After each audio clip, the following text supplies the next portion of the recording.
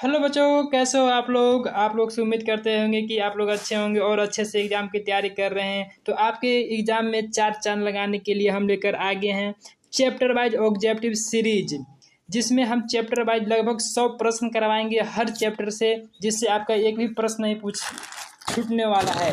तो आप लोग जल्द से जल्द मेरे यूट्यूब चैनल को सब्सक्राइब कर लीजिए और मेरे जितने भी आईडी है उसको फॉलो कर लीजिए, ताकि आपका जितना वीडियो हम डालें आपको पास पहुंचे जाए। क्योंकि एक एग्ज़ाम ही नहीं आपकी है, आपकी पूरी 10 साल की मेहनत देखी जाएगी इस एग्ज़ाम में। तो क्यों नहीं इस एग्ज़ाम में मेरी 10 साल की मेहनत देखी जाए और हम मेहनत न करें, ऐसा हो नहीं सकता है। और आप मेहनत नहीं करिएगा, ऐसा हम होने भी नहीं देंगे, क्योंकि आज से हम नया सीरीज स्टार्ट कर चुके हैं।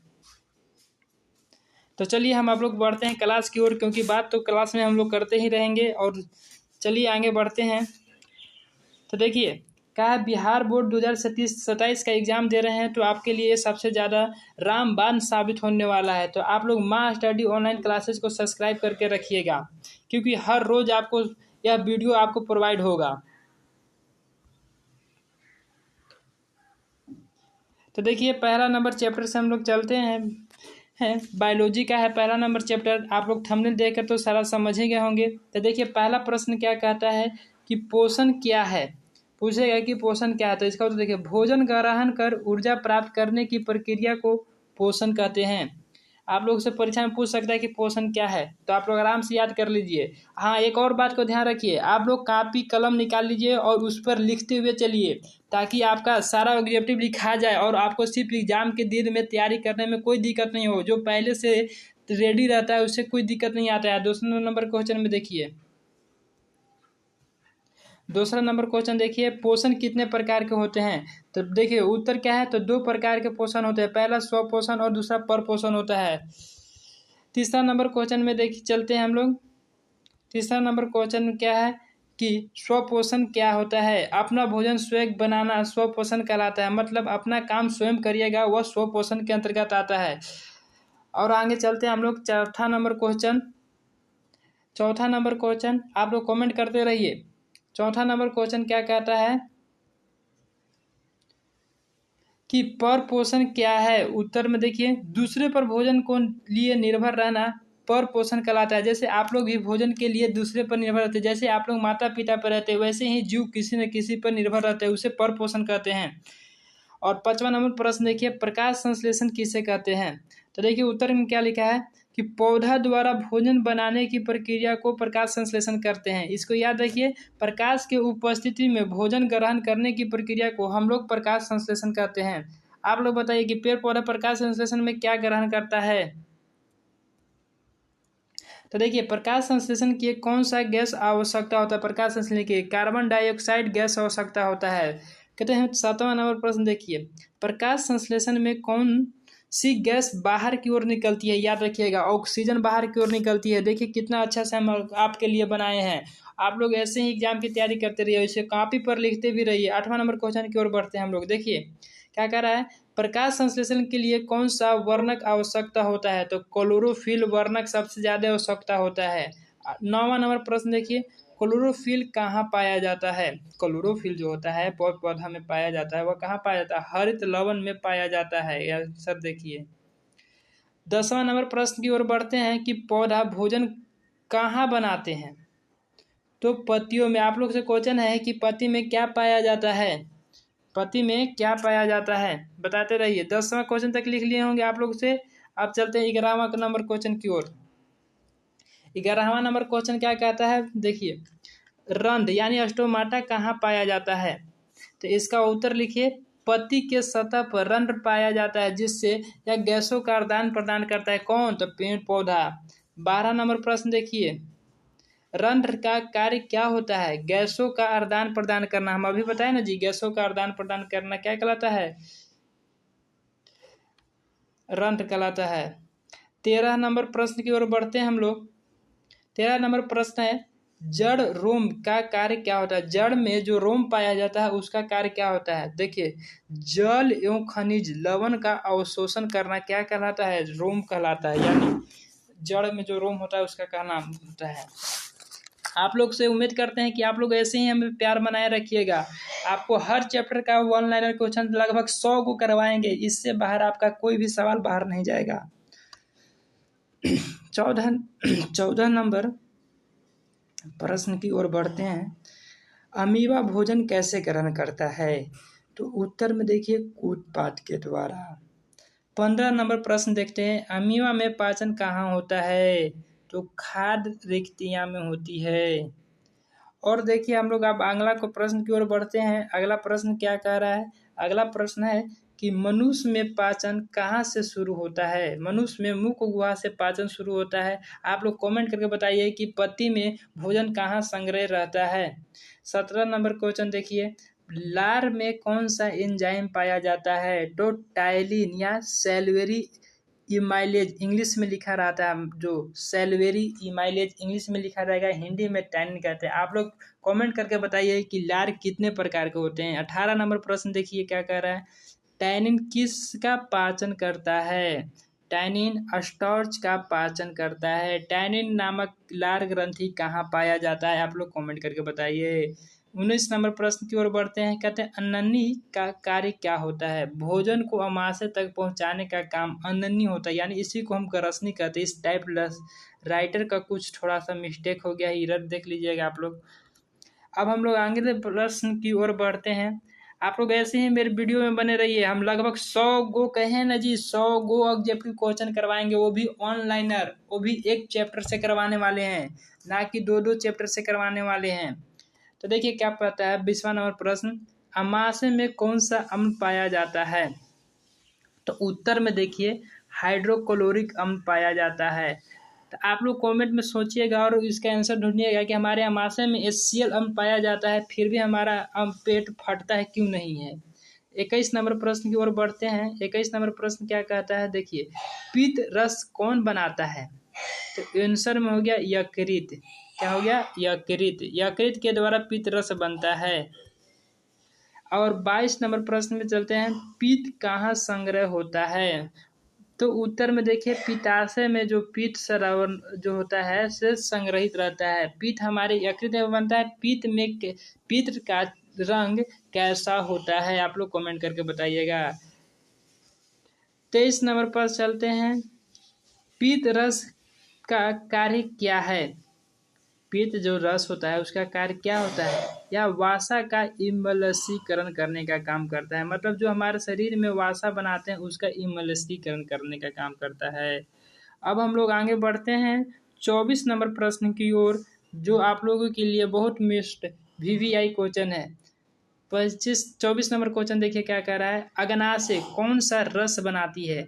अग्नाशय अग्नि रस बनाती है। आप लोग कमेंट करके बताइए कि अग्नि रस के द्वारा कौन सा कार्य, इसका कार्य क्या होता है।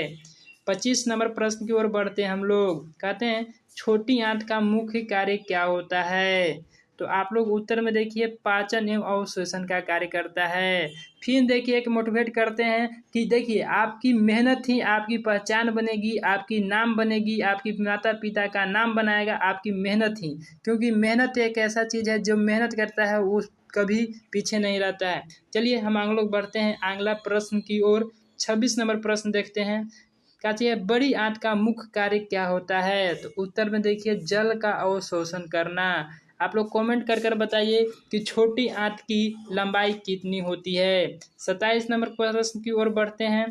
कहता है भोजन का अवशोषण कहाँ होता है? तो छोटी आंत में भोजन का अवशोषण होता है। आप लोग बताइएगा कि बड़ी आंत की लंबाई कितनी होती है कमेंट में। एक प्रश्न के साथ दूसरा प्रश्न हम पूछते जा रहे हैं, जिससे आपका डाउट क्लियर भी होते जाएगा।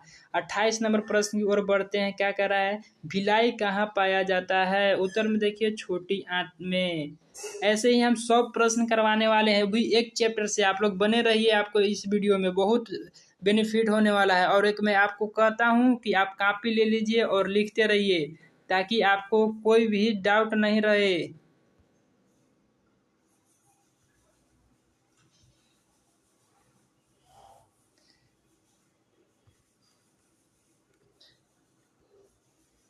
अगला देखिए 29 नंबर प्रश्न कह रहा है भिलाई का कार्य क्या होता है? तो उत्तर में देखिए अवशोषण बढ़ाना इसका कार्य होता है। आप लोग 30 नंबर प्रश्न की ओर पढ़ते हैं। 30वां नंबर प्रश्न की ओर आप लोग लिख रहे हैं ना जी, कॉपी लिखते रहिए। प्रश्न है कि शरीर की सबसे बड़ी ग्रंथि कौन सी होती है? तो उत्तर में है यकृत। यकृत यानी लीवर जिसे हम कहते हैं, जिसकी सबसे बड़ी ग्रंथि होती है। आप लोग बताइए कि मानव शरीर की सबसे छोटी हड्डी कौन सी होती है, कमेंट कर कर बताइएगा।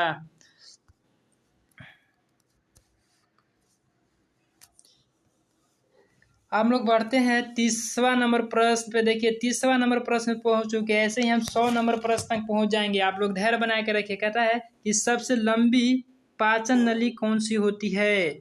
छोटी आंत सबसे बड़ी लंबी पाचन नली होती है। अब इसकी लंबाई कितनी होती है, आप लोग कमेंट में आप लोग बताइएगा। 31 नंबर प्रश्न की ओर हम लोग बढ़ते हैं। कहता है कि कार्बोहाइड्रेट का अंतिम उत्पादन क्या होता है? तो आपका ग्लूकोज होता है। लिखते चलिएगा जी। 32 नंबर प्रश्न है कि प्रोटीन का अंतिम उत्पादन क्या होता है? तो अमीनो अम्ल होता है। अमीनो अम्ल प्रोटीन का अंतिम उत्पादन होता है।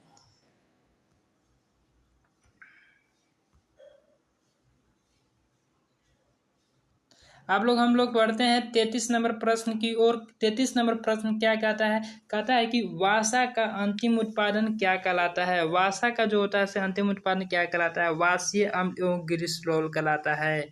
क्या कहलाता है? वाष्य अम्ल और ग्लिसरॉल कहलाता है।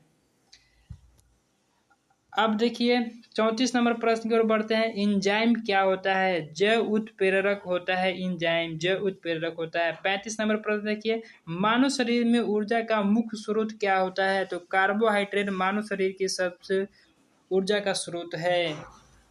लिखते चलिए आप लोग।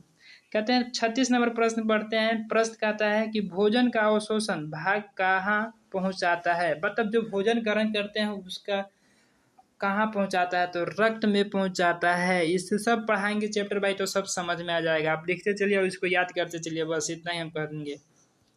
36 नंबर प्रश्न कहता है, 37 नंबर तो करा दिए। 37 नंबर प्रश्न कहता है मल का निर्माण कहाँ होता है? जो गंदगी हमारे शरीर का जो होती है उसका निर्माण कहाँ होता है? तो बड़ी आंत में होता है। और मल हमारे शरीर से बाहर किस अंग के द्वारा निकलता है? इस कमेंट करके बताइए।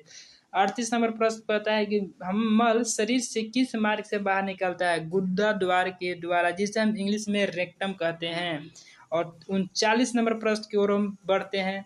प्रकाश संश्लेषण के लिए ऊर्जा कहाँ से मिलता है? तो उत्तर सूर्य के प्रकाश से प्रकाश संश्लेषण का ऊर्जा मिलता है। आप लोग बढ़ते हैं। देखिए हम लोग अब बढ़ते हैं 40 नंबर प्रश्न की ओर, जो आपके लिए बहुत वीवीआई क्वेश्चन है। क्या कहता है? स्वपोषण जीव का उदाहरण है। हरे पेड़ पौधे स्वपोषी पौधे कहलाते हैं। आप लोग कमेंट करके बताइएगा कि जो गोबर छत्ता होता है वह स्वपोषण है, परपोषण है, परजीवी है, क्या है? कमेंट करके बताइए। और 41 नंबर, पर पोषण जीव का उदाहरण कौन होता है? तो मनुष्य होता है, क्योंकि यह दूसरे भोजन के लिए आश्रित रहता है। 42 नंबर क्वेश्चन देखिए, भोजन का रासायनिक पाचन कहाँ अधिक होता है? तो छोटी आंत में सबसे ज्यादा भोजन का पाचन होता है। आप लोग कमेंट करके बताइएगा कि जल का अवशोषण कहाँ होता है। 43 नंबर प्रश्न की ओर बढ़ते हैं। अमाशय का मुख्य कार्य क्या होता है? प्रोटीन का प्रारंभिक पाचन करना अमाशय के द्वारा सुनिश्चित होता है। अब आप लोग कमेंट करके बताइए कि अमाशय में कौन सा अम्ल पाया जाता है। 44 नंबर प्रश्न की ओर बढ़ते हैं। कार्बन डाइऑक्साइड पौधे में कहाँ से प्रवेश करती है? तो रंध्रों के द्वारा कार्बन डाइऑक्साइड हमारे पेड़ पौधे में प्रवेश करती है। आप लोग कमेंट करके बताइएगा कि पत्ती का हरा रंग किसके कारण होता है? हम ऊपर बता चुके हैं। और वीडियो में बने रहिए, ऐसे ही चैप्टर वाइज हम लाते रहेंगे ताकि आपका एग्जाम में कोई भी प्रश्न छूटने वाला नहीं है। क्योंकि इससे ज़्यादा 100 गो प्रश्न एक चैप्टर से, वो भी ऑनलाइनर के रूप में, कहाँ से ज़्यादा पूछेगा। 45 नंबर प्रश्न की ओर बढ़ते हैं। क्या कहता है? प्रकाश संश्लेषण का मुख्य उत्पादन क्या है? तो ग्लूकोज है। मुख्य उत्पादन करता है ग्लूकोज। 46 नंबर प्रश्न देखिए, भोजन शरीर को क्यों आवश्यकता होती है? हमें भोजन खाने के लिए क्या आवश्यकता होती है बताइए? ऊर्जा वृद्धि और मरम्मत के लिए। जैसे किसी भी गाड़ी को चलने के लिए जैसे पेट्रोल की जरूरत होती है, वैसे ही मनुष्य को चलने के लिए एक जरूरत होती है। 47 नंबर प्रश्न देखिए, पाचन तंत्र का पहला अंग कौन सा होता है? तो मुख होता है। पेड़ पौधे का मुख्य अंग कौन सा होता है? 48 नंबर प्रश्न की ओर देखिए, पाचन तंत्र का अंतिम अंग कौन सा होता है? तो गुर्दा होता है। गुर्दा के द्वारा शरीर के क्या चीज बाहर निकलता है? आप लोग कमेंट करके बताइएगा। 48वां नंबर प्रश्न और प्रश्न है जी, शायद आज समाप्त यहीं पर करते हैं। 48 प्रश्न पर ही हम क्या करते हैं, समाप्ति